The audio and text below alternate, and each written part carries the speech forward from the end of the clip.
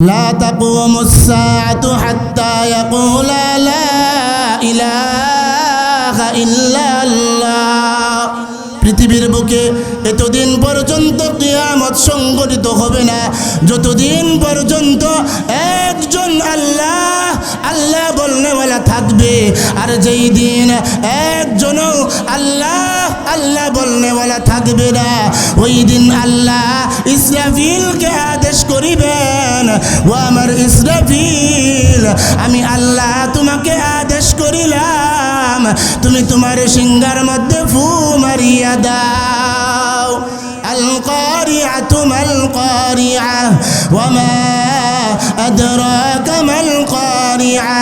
বিকট একটা আওয়াজ, এই বিকট আওয়াজটা কখন বাজবে? উত্তরে বলা হইল লক্ষণগুলো যখন সমাজে প্রকাশ পাইবে। 2 নম্বর প্রশ্ন কি ছিল? এই বিকট আওয়াজটা দিবেন কে? উত্তরে বললাম বিকট আওয়াজটা দিবেন হযরত ইসরাফিল আলাইহিস সালাম। বিকট আওয়াজটা কে দিবেন? ইসরাফিল আলাইহিস সালাম। নাম শুনছেন তো আপনারা নাকি? আওয়াজ দিবেন 2টা। কয়টা আওয়াজ দিবেন? 2টা আওয়াজ দিবেন। একটা হলো রাদিফা, আরেকটা হলো রাজিফা। আল্লাহ বলেন ইয়াউমা তারজুফুর রাজিফা তাতবাউহার রাদিফা। দুটার সমষ্টি হইল কারিআ। এখন ইসরাফিলকে, যে ইসরাফিল সিংহাই ফুৎকার দিয়া পৃথিবীর বুকে কিয়ামত ঘটাইবে, সেই ইসরাফিলের পরিচয় আমাদের সকলের জানার দরকার আছে না নাই? সকলে আওয়াজ দেয়া বলেন দরকার আছে না নাই? আল্লাহর নবী সাইয়্যিদুল মুরসালিন উপর দিকে গেলেন মেরাজ করার জন্যে। সিদরাতুল মুনতাহায় যাওয়ার আগে একটা আসমানে গেলেন। ওই আসমানের মধ্যে বিশাল বড় একটা কক্ষ দেখতে পাইলেন। ওই কক্ষের মধ্যে একজন ফেরেশতা বসা অবস্থায় দেখতে পাইলেন। আল্লাহর নবীজি বলেন ও জিবরাইল, উনি কে? জিবরাইল বললেন ইয়া রাসূলুল্লাহ, ইয়া হাবিবাল্লাহ, আপনি তাকায় দেখেন উনি হইলেন ইসরাফিল। আল্লাহর নবীজি বলেন ও জিবরাইল, উনার দায়িত্ব কি? জিবরাইল বলেন ইয়া রাসূলুল্লাহ, ইয়া হাবিবাল্লাহ, আপনি তাকায় দেখেন উনার মুখের মধ্যে একটা বাঁশি আছে, এটাকে বলা হয় সিংহা। উনার মুখের মধ্যে একটা বাঁশি আছে, এটাকে বলা হয় সিংহা। এই বাঁশিটা কত বড়? এই বাঁশিটার মধ্যে বিশাল বড় বড় 6টা ছিদ্র আছে। কয়টা ছিদ্র? ছোট ছোট ছিদ্র বাদে বিশাল বড় বড় 6টা ছিদ্র আছে। এক একটা ছিদ্র কি পরিমাণ বড়! এই 7টা আকাশ 7টা জমিন, 7টা আকাশ 7টা জমিন, এর মধ্যবর্তী জায়গায় যা কিছু আছে সব কিছুকে যদি একত্রিত করা হয়, একত্রিত করিয়া যদি ওই 6টা ছিদ্রের একটা ছিদ্রের মুখের ভিতর দিয়ে যদি প্রবেশ করে দেওয়া হয়, অন্য রাস্তা দিয়া বের হয়ে যাবে। 6টা ছিদ্রের একটা ছিদ্রের কিনারাও লাগবে না। আল্লাহর নবীজি মেরাজ থেকে আসার পরে সাহাবায়ে কেরামদেরকে বললেন কাইফা আনকুম ওয়া সাহিবুস সুর ফাদিল বাকামাহু ওয়া আসগা তানআহু ওয়া জুআ হাত্তা ইয়াবআতাহু ইয়ানতাকিরু মাতা ইয়ামুরু বিন নাখল। সাহাবায়ে কেরামকে বললেন, এই হাদিসটা বলার পরে সাহাবায়ে কেরাম বলতেছেন ইয়া রাসূলুল্লাহ, ইয়া হাবিবাল্লাহ, এই মুহূর্তে এখন যদি ইসরাফিল সিংহাই ফুৎকার মারিয়া দেয় তখন আমরা কি করব? আল্লাহর নবীজি বলেন ও সাহাবায়ে কেরাম, তোমরা কিছুই করতে পারবে না, তোমরা কিছুই করার শক্তি থাকবে না। তখন তোমরা কি করবা? তখন তোমরা আল্লাহর কাছে সাহায্য চাইবা, আল্লাহর কাছে আশ্রয় চাইবা, আর বলবা হাসবুনাল্লাহু নি'মাল ওয়াকিল নি'মাল মাওলা ওয়া নি'মান নাসির। সেদিন আল্লাহ থাকবে প্রকাশ্যে আল্লাহ বিনে কেউ নাই, আল্লাহর কোনো সাহায্যকারী নাই, আল্লাহর কোনো অংশীদার নাই। আমার আল্লাহ হলেন একজন। আওয়াজ দিয়া বলেন কয়জন? আওয়াজ দিয়া কথা বলেন কয়জন? আল্লাহ হলেন একজন। আল্লাহর পরিচয় কোরআনের মধ্যে আছে না নাই? সকলেই আমার সঙ্গে একটু তিলাওয়াত করুন। কুল হুয়াল্লাহু আহাদ আল্লাহুস সামাদ লাম ইয়ালিদ ওয়া লাম ইউলাদ ওয়া লাম ইয়াকুল লাহু কুফুয়ান আহাদ। আল্লাহ বলেন, ও আমার বন্ধু, ও আমার দোস্ত, ও আমার হাবিব, আপনি আপনার উম্মতদেরকে জানায় দেন আমি আল্লাহ এক, আমি আল্লাহ খাই না, আমি আল্লাহ ঘুমাই না, আমি আল্লাহর ছেলে নাই, মেয়ে নাই, সন্তান নাই, পুত্র নাই, আমি আল্লাহ কাউকে জন্ম দেই নাই, কেউ আমার থেকে জন্মগ্রহণ করে নাই। ওই দিন আল্লাহ থাকবে প্রকাশ্যে। ওই দিন ইসরাফিল সিংহাই যেই ফুৎকারটা দিবে, এই ফুৎকারটাকেই বলা হয় কারিআ। আল কারিআতু মাল কারিআ ওয়া মা আদরাকা মাল কারিআ। বিকট একটা আওয়াজ, এই বিকট আওয়াজটা কখন বাজবে? উত্তরে বলা হইল লক্ষণগুলো যখন সমাজে প্রকাশ পাইবে। 2 নাম্বার প্রশ্ন কি ছিল? বিকট আওয়াজটা দিবেন কে? এক কথাই আমরা উত্তর পাইলাম, বিকট আওয়াজটা দিবেন হযরত ইসরাফিল আলাইহিস সালাম। আওয়াজটা দিবেন কে? ইসরাফিল আলাইহিস সালাম। 3 নাম্বার প্রশ্ন কি ছিল? বিকট আওয়াজটা বাজার পরে কি ঘটনা মনে আছে? প্রশ্ন আওয়াজ দেয়া কথা বলেন, প্রশ্ন মনে আছে? 3 নাম্বার প্রশ্ন কি ছিল? বিকট আওয়াজটা বাজার পরে কি ঘটনা ঘটবে? আল্লাহ বলেন, ইযা ওয়াকাআতিল ওয়াকিআ লাইসা লিওয়াকাআতিহা কাযিবা খাফিদাতুর রাফিআ ইযা রুজ্জাতিল আরদু রাজ্জা ওয়া বুসাতিল জিবালু বাসসা। আল্লাহ বলেন, ইযা ওয়াকাআতিল ওয়াকিআ, যখন ঘটনা ঘটে যাবে। আপনাদেরকে একটা প্রশ্ন করি, আপনারা বলেন তো দেখি, কিয়ামত হয়ে গেছে না হবে? আওয়াজ দিয়ে কথা বলেন, কিয়ামত হয়ে গেছে না হবে? আর আল্লাহ কি বলছেন? ইযা ওয়াকাআতিল ওয়াকিআ, ঘটনা ঘটে গেছে। এরকম শব্দ দ্বারা বলছেন যে 100% গ্যারান্টি ভবিষ্যতে হবে। ঠিক না? ঠিক, 100% গ্যারান্টি। কত পার্সেন্ট? ভবিষ্যতে হবে। এক্সাম্পল, একটা উদাহরণ দেই। আপনাদের এই মাদ্রাসার মধ্যে বাবা জানুয়ারির 1ম তারিখে একটা সন্তান ভর্তি করাইছে। ভর্তি করানোর পরে টানা 2 মাস পরে সন্তান বাড়িতে গেছে। টানা 2 মাস পরে বাড়িতে যাওয়ার পরে এবার মা ডাক দেয়া কয়, ও হাবেজ সাহেব ভাত খাইতে আসো। মা ডাক দেয়া কয়, বাবা ডাক দেয়া কয়, ও হাবেজ সাহেব ভাত খাইতে আসো। আপনাদেরকে বলি, মাত্র শুরু করলো পড়া, এখনো তো নাজারাই পড়ে নাই, নুরানি পড়ে নাই, কায়দাও পড়ে নাই, সিফারাও পড়ে নাই। তাহলে 2 মাস পরে বাবা আর মা তার সন্তানকে কেন হাবেজ সাহেব বলে ডাক দিয়েছে? ঠিক না? ঠিক। 2 মাস পরে কেন ডাক দিছে? যে তার নিয়ত সহি আছে। আল্লাহর এই বান্দা টানা 2 মাস মাদ্রাসায় লেখাপড়া করছে, এখন বাড়িতে গেছে। বাড়িতে যাওয়ার পরে সময় শেষ, মাদ্রাসায় আসার সময় হয়ে গিয়েছে। বাড়িতে যাওয়ার পরে এলো পাতারি কোনো কিছু করেন নাই, দুষ্টামি করেন নাই, মাদ্রাসার পরিবেশ বাড়িতে যায় ঠিক রাখছে। এজন্যে তার সুরত আর চেহারার দিকে তাকাইয়া, তার আখলাকের দিকে তাকাইয়া মা ডাক দিয়া কয়, ও হাবেজ সাহেব ভাত খাইতে আসো। বাবা ডাক দিয়া কয়, ও হাবেজ সাহেব ভাত খাইতে আসো। কেন হাবেজ সাহেব? বলো যে তার নিয়ত সহি আছে, 100% গ্যারান্টি এই ছেলেটা ভবিষ্যতে হাবেজ সাহেব হইবে। কত পার্সেন্ট? 100% গ্যারান্টি ছেলেটা কি হবে? ভবিষ্যতে হাবেজ সাহেব হবে। আর আল্লাহ যে বলেছেন ইদা ওয়াকাআতিল ওয়াকিআ, ঘটনা ঘটে গেছে, এরকম শব্দ দ্বারা বলছেন যে 100% গ্যারান্টি ভবিষ্যতে হবে। পরের অংশে আল্লাহ বলেন লাইসা লিওয়াকাআতিহা কাযিবা, এই ঘটনা যে ঘটবে এটার মধ্যে কোনো সন্দেহ নাই, নিঃসন্দেহে কিয়ামত হবে। কিয়ামত হলো দুই প্রকার। কত প্রকার? দুই প্রকার। একটা হলো ব্যক্তিগত কিয়ামত, আরেকটা হলো সমষ্টিগত কিয়ামত। ব্যক্তিগত কিয়ামত কাকে বলা হয়? মান মাতা ফাকাদ কামাত কিয়ামাহু, যার যখন মরণ হয়ে যায় তখন থেকেই তার কিয়ামত শুরু হয়ে যায়। ঠিক না বে ঠিক?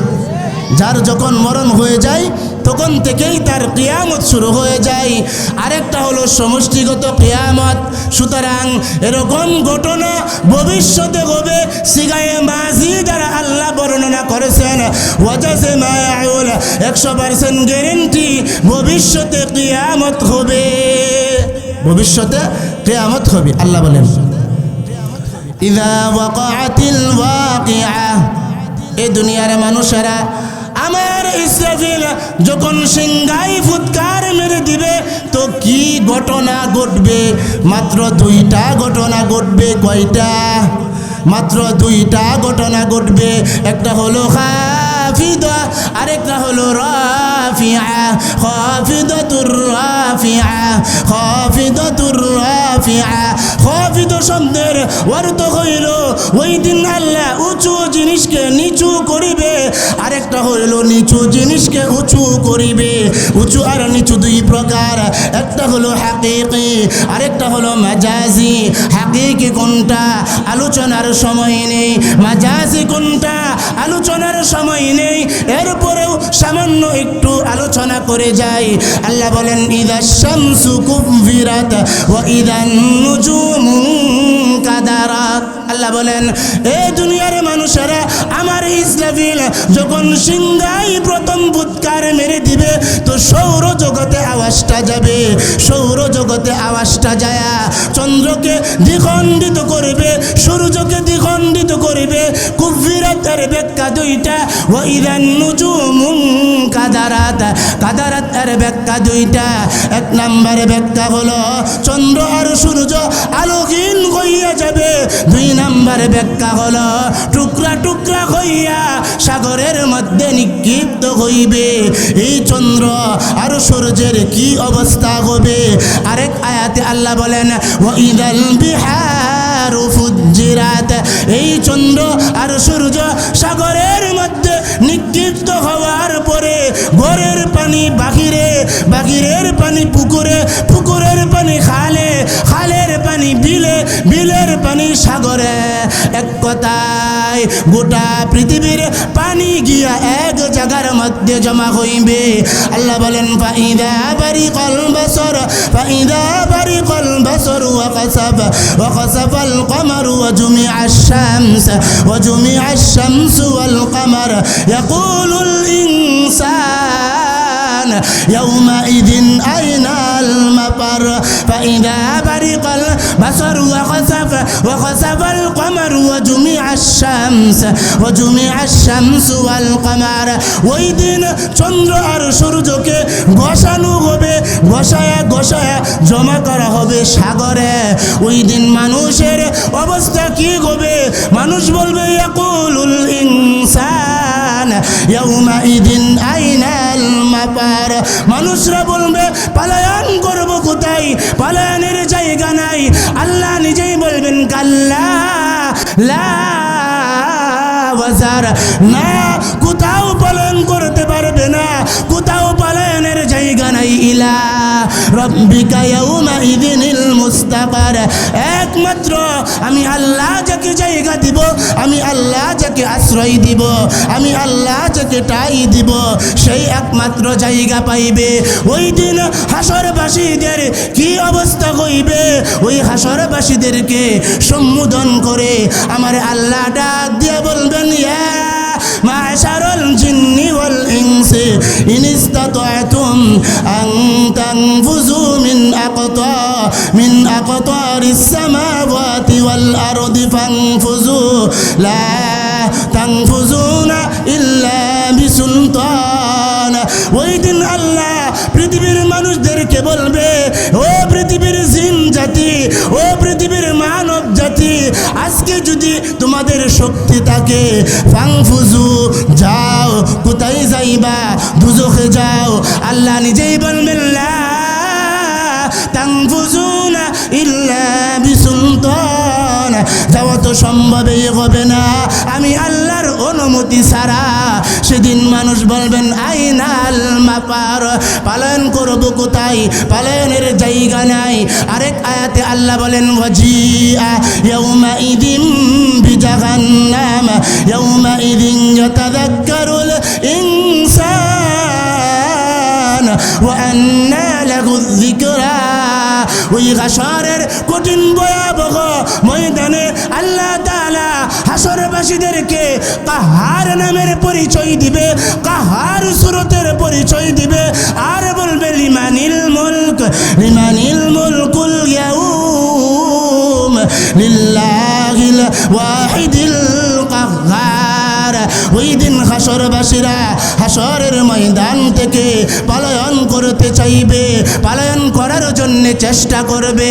যেদিকেই যাইবে ওই দিকেই জাহান্নামের আগুন দিয়া এরিয়া দেওয়া, যেদিকেই যাইবে ওই দিকেই রহমতের ফেরেশতারা কাতারে কাতারে দাঁড়া। এমন সময় একটা অগ্নির বাতাস চালু হইবে, অগ্নির বাতাস। ওই অগ্নির বাতাসটা চালু হওয়ার পরে সাগরের পানিগুলো আগুনে পরিণত হইবে। সেই আগুন দিয়ে আল্লাহ জাহান্নামের চতুর্দিকের এরিয়া দান করিবে। আগুন দিয়া কিসের এরিয়া দিবেন? আগুন দিয়া জাহান্নামের এরিয়া দিবেন, যাতে করে দুনিয়ার মধ্যে থাকাকালীন অবস্থায় অনেক নেতা কর্মীরা ইসলামের বিরোধিতা করছিল কিনা? আওয়াজ দেয়া কথা বলেন, করছিল কিনা?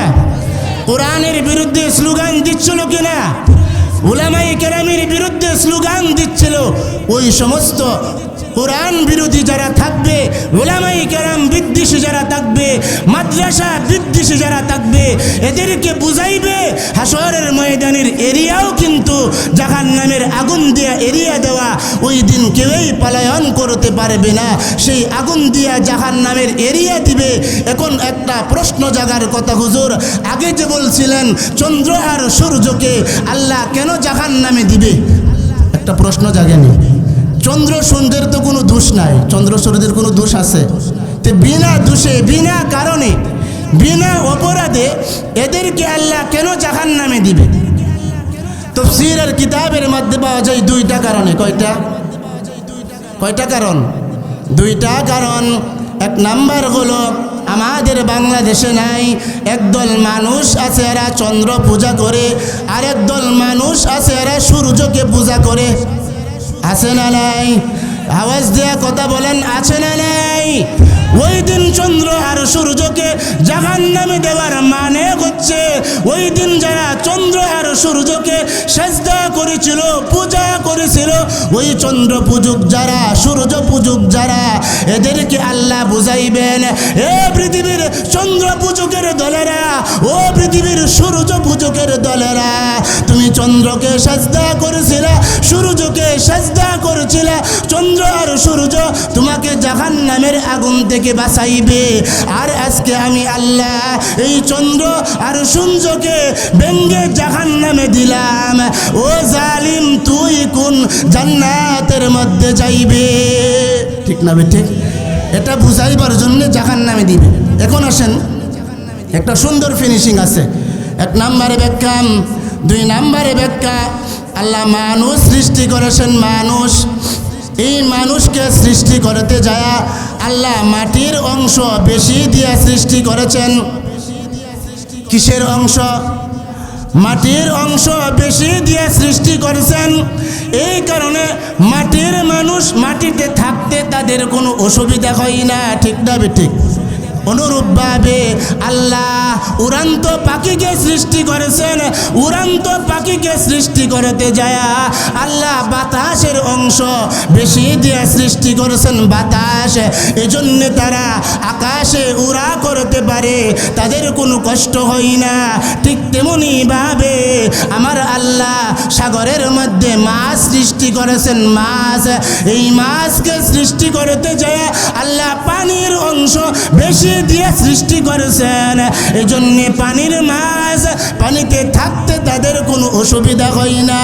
ঠিক তেমনি ভাবে আমি আল্লাহ এই চন্দ্র আর সূর্যকে সৃষ্টি করতে যায় আগুনের অংশ বেশি দিয়ে সৃষ্টি করেছি।